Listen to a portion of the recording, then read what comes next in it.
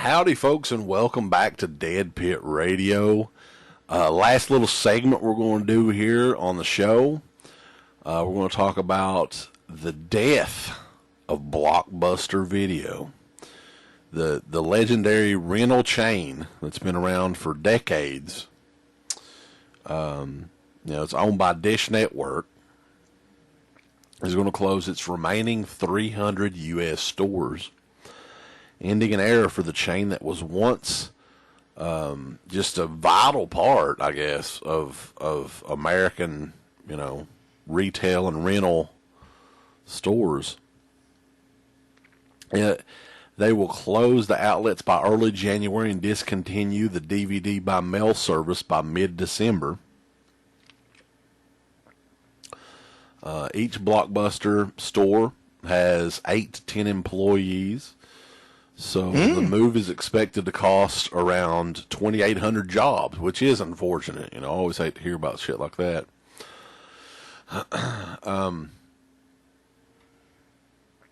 A Dish Network actually acquired, I had no idea they even owned Blockbuster, but they acquired the chain out of bankruptcy in April of 2011. Now, this was almost 3 years ago. Has, evidently saved the company for the past 3 years. But the company, since that time, has gradually shut down over 1,700 stores since then. And now there's only 300 left, which that's, I don't even know where Blockbuster is anymore. They used there used to be a Blockbuster in Pikeville, but I think that closed probably around. They tried to put one in Campbellsville, but it could never, nobody went there. It was just, I don't know. They didn't seem to have newer movies, and they also, their prices were a little higher, so they basically just, closed down within, I'd say, a year of opening. Yeah, so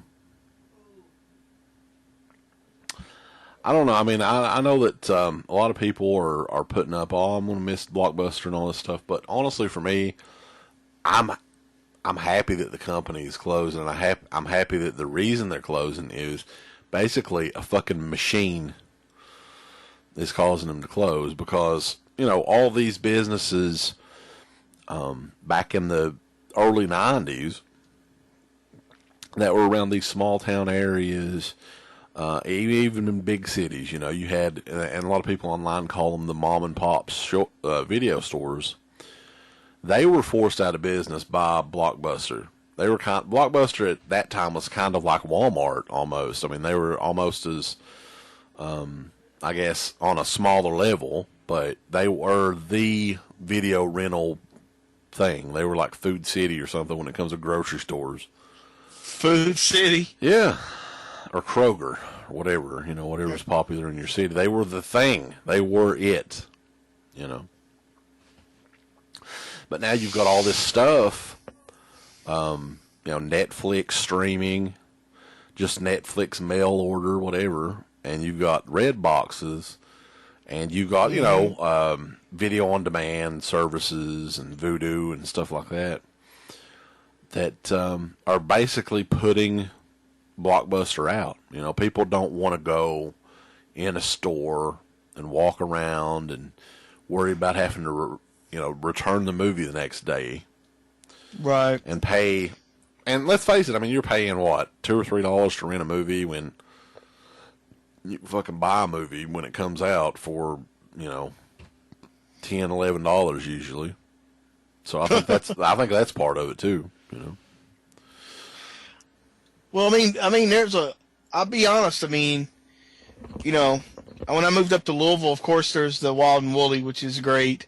Well, I used to actually live right next to the Blockbuster, and sometimes I would just walk over there, and they still had a gigantic back selection of all movies. I mean, they had a ton of all these older movies on DVD. So, I mean, I used to sometimes go in there and just rent something. Blockbuster usually had a couple exclusives that they would get before anybody else and stuff like that. So, I mean, right now you're hard pressed to find a video store to begin with, much less if it's a Blockbuster or any of the existing independent stores. Right. So, and I think for bigger cities, I think that there's enough people, like in Louisville, they have the Wild and Woolly video. But that's kind of a specialty store, too, but they also have new stuff. And they have so many people in Louisville, in that area. A store like that's probably going to be around for a while, you know. Yeah, I hope so. I mean, it's they put on stuff, and of course we all went back in the adult section at one time, so they have a lot of different things to offer. Yeah, and it works in a bigger city, but right. in these smaller areas, you know, where Blockbuster was going, I think that's where they were losing their money. Yeah, absolutely. I mean, people were.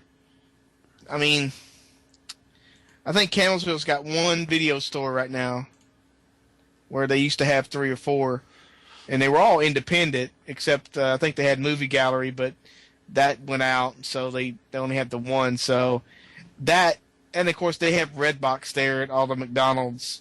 So, you know, yeah. I think that Redbox, as you say, was a big factor in them going out of business. That and Netflix streaming and their delivery service. People just don't want to. I don't know. You know, I don't know what the. They just have other avenues for getting movies. Yeah, and it's easier. And let's face it, you know, you got the machine doing all the work for you. You don't have to hire employees. No insurance. No anything. Yeah, you don't have to worry payroll. About. Is my employee going to be there on time? Are they going to steal money from me? You know, are they going to drink on the job or whatever? You know, whatever issues, you know, somebody has. And the thing is like they're cutting out all of the little middlemen, everything. You know, so the Redbox thing is it for a while. That's going to be it. And I think eventually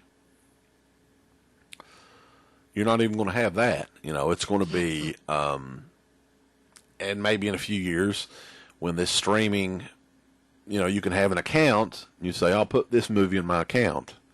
By the time you get home, the movie's going to be in your account. And you'll watch the movie. If you rent the movie, you'll watch it one time. If you buy the movie, you'll have it. You know, I think that's that's definitely where it's going. And if people want to deny that it's going, there's going to be a physical format forever, you're going to be sorely fucking mistaken. Now, are Blu-rays and shit like that going to be around for a while? Yeah. But the studios, they don't want us, the consumer, to actually physically own the movie. And you're going to see that more and more as the years go on, that, Voodoo or whatever it is that comes along, you're not going to physically own the movie anymore. And I see that, you know, the digital revolution in the next 10, 15 years, I see that totally. Because look at how it is now, Steve. You got your Voodoo codes, which is, I'll be honest, I like doing that shit, you know, because it saves me space. It's convenient. It saves me money because a lot of my buddies just give me the fucking codes. Well, you demand them. Well, I offer them specials. You can send them to me on, you know. Yeah, you go, hey. But send me your video codes. But in all seriousness, though, man, let's think about this. No. You've got, people want convenience. Okay, that's what put Blockbuster video out. You don't have to drive through traffic. You don't have to worry about a late fee. You don't have to worry about, is this movie going to be rented? So, in the future, it's going to suck because the environment, you're not going to have that awesome environment. You're not going to be able to talk movies with somebody that works there. You know, I used to do that. Video stores in my area, you know. Mm-hmm. You're not going to have that personal thing, and that's what a lot of people are going to be missing.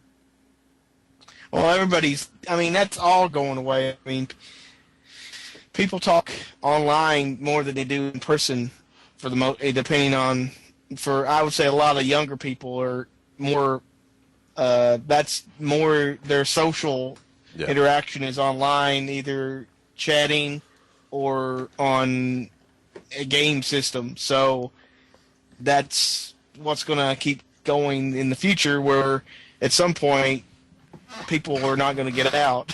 They're just going to stay at home. Well, that's definitely the case. That's happening now. I mean, but the convenience of it all, that's the thing. I mean, that's what people need to think of with anything, really. I mean, make it more convenient for the consumer. You know, unfortunately, that means for getting your latest movie, you can just click it with your fucking remote. You got it. And it does suck because, like I said, a lot of the people that collect videos and VHSs and stuff like that, a lot of them were not even around during the glory days of, you know, the video store era, where there was a lot of the local independent mom and pop video stores where you could go and browse around and look. But again, at the same time, man, look at the time frame this was. This was before the internet. You know, this was before the fact, you know, you had all these genre magazines out telling you every damn thing. And it was cool, but at the same time, it was a time capsule. You're not going to go back. That's not going to be that way ever again. And I remember video stores like Movie Gallery and Superstar Video. It was Superstar Video and it turned into Movie Gallery. I remember, you know, the last 7, 8, 9 years that those video stores were around, they fucking sucked. You know, I mean, yeah, they still had videos and stuff, and it was cool to go look at it, but,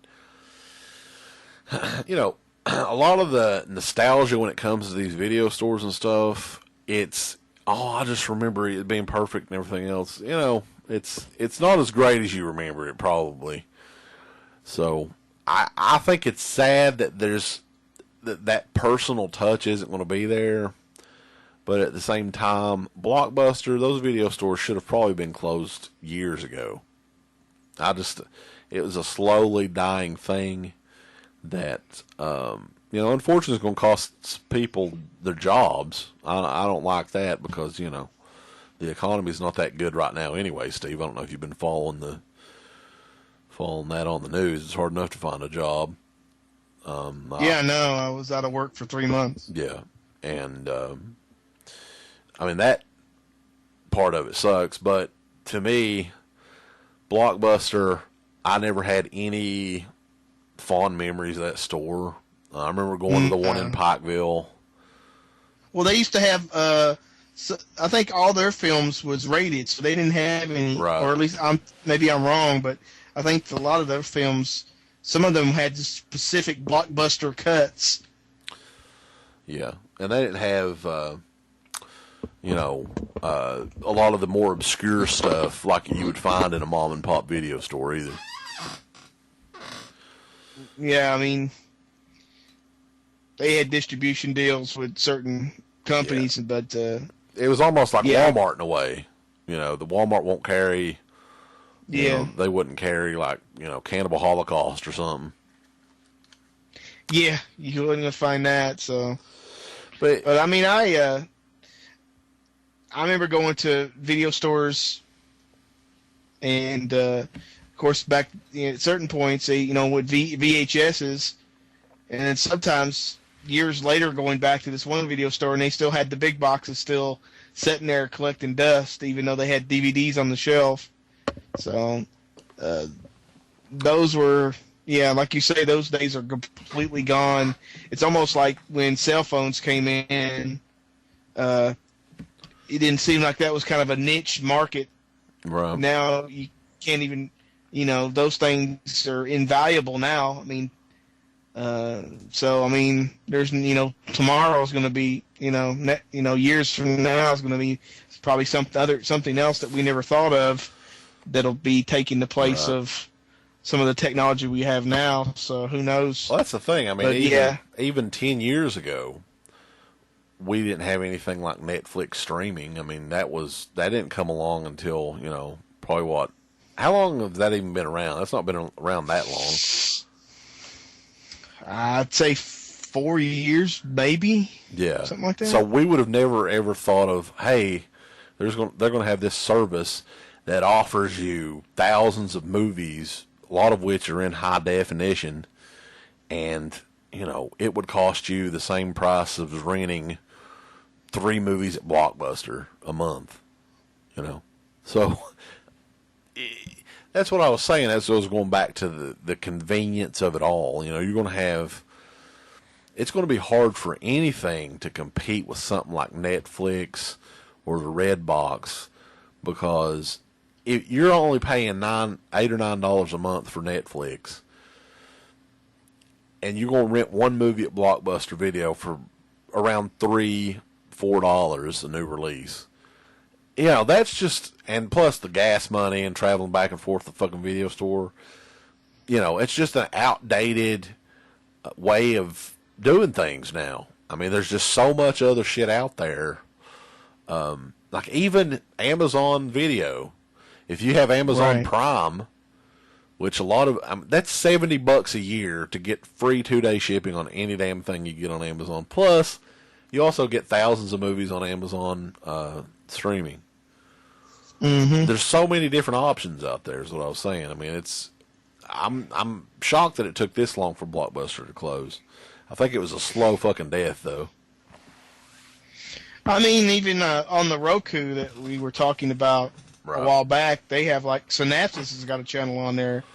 Something Weird's got a channel on there. You have to pay, but you can watch watch films, obscure films, and stuff like that anytime you want. And there's a ton of free channels. So Netflix is turning into kind of an HBO without being actually on cable. People, though, that you talk to that aren't. And the thing is, and there's always going to be collectors like me and you that's always going to have the discs. But the common person that goes and watches movies, I'll use Katrina for an example. Like, she just wants to watch the fucking movie. She don't really give a shit about owning the, most of the times. I mean, she likes getting some stuff, but, that's how she watches movies. That's just a regular thing now. She watches movies or TV shows on Netflix or the Vudu channel. And that's just how the common person just watches stuff. And my cousin is the same damn way. I mean, if she's not watching something that she taped off of the TiVo, she's watching a Netflix show or something like that. They don't. The idea of going to a video store and rent something anymore is just very 2005. I mean, imagine in the future they'll be releasing a retro Blu-ray disc from Mondo. And it's going to be $50 or $60. They probably will. And people are going to make fun of you for buying a Blu-ray. Dude, don't even get me started though on. Huh? Don't even get me started on these retro fucking and I don't blame these companies for doing it. What I'm talking about is these hipster motherfuckers that will spend a small fortune on a reproduction of a VHS tape. Never have I ever. The one that really confused me, and I was like, "What in the fuck is wrong with people?" was when I got the Abomination VHSs from Massacre Video, and one of them sold for $150 some bucks, and it was new. It was a new VHS tape that somebody had made, And I think a lot of these people they aren't even old enough to know what the VHS, shit was back in the day. I wouldn't think. They were probably born in 1996 or something. Yeah, I just don't want it's hard to understand. So why would they get into something like that? I mean, if you've watched a VHS recently, I did I don't know, 6 months or so ago, and it was the loudest thing. It's I can't only, I had to turn the TV way up so I could kill the noise of the VCR. Yeah, I mean, it's not. If you're a fan of movies, just the movies, you're going to want to watch them in the best quality format you can get, right? I Well, mean, definitely. I mean, it's nostalgia and shit, but really, I'd prefer if I have a VHS of a movie that's not out anywhere else, I would prefer just to transfer it over to a DVD and watch it that way right, versus actually sitting down and watching it on a VCR, because it's just it's a hassle, you know. Got to get the tracking right. I mean, stuff that we don't have to deal with no more with DVD and Blu-rays. You got to rewind. No more tracking issues and all this other stuff. Yeah, I mean, that's one thing. Like, I can understand it for the artwork, maybe, or just people wanting to collect shit. You know, because there are people that just, hey, if they're into horror movies or something, they're going to collect VHS tapes or whatever. But as far as, yeah, like you're saying, enjoying a movie, you know, there's so many other ways, unless, like you were saying, it's not available on DVD, which I guess I could see watching it on VHS then. But I mean, I watch stuff like there's Slaughterhouse Rock or something. yeah. I mean, what Boogeyman 2. Oh shit! I got the big box of that. It's kind of ragged, but I sold. It was. I think it was Beyond the Darkness is what the movie was called on DVD. I sold the big box video just last week. It's called, I think it's called Buried Alive. It's a Thriller big box. I sold that fucking thing I think I sold it for $80 some. And that was one that I'd bought for $5, probably about 5 or 6 years ago at Wild and Woolly Video when it was going out of business. They gave you the big box as well? Yeah. Or when they were getting rid of a lot of their VHS tapes, not going out of business. They're still in business. Well, I had that one that I bought off you, I think. What was it? Class Reunion Massacre. Got that big box. Oh, you didn't get that off me. You got that off of Pain. Anal Pain, yeah. Yeah. So, anyway. Calling him. Yeah. I mean, there's probably like 4 or 5 VHS that I've got that I wouldn't get rid of just because they kind of hold a special place in my heart. They do, because I have fond memories of some of these movies. Like, I've got a big box that I found at a Goodwill store, Make Them Die Slowly. How bizarre is that? Right. And I actually have a history with that, too. Like, I watched that at about 11, 12 years old from Superstar Video. They had that when I picked it out. Wow. So, and there's a couple other ones, but I just think people, I don't know. People are just wanting to be fucking douchebag hipsters. Well, if you watch that, there's two documentaries out, but the one I saw recently was Rewind This. I really don't want to watch those. Why? I don't know. It just doesn't really interest me. And a lot of the people that collect that sort of thing are just, maybe they're not, but they just come across as total assholes. So. Well, so do you, so I don't know. I'm a nice guy, though. Well, you come across like an asshole, though. I'm not. Promise. Okay. So, yeah. Blockbuster's dead.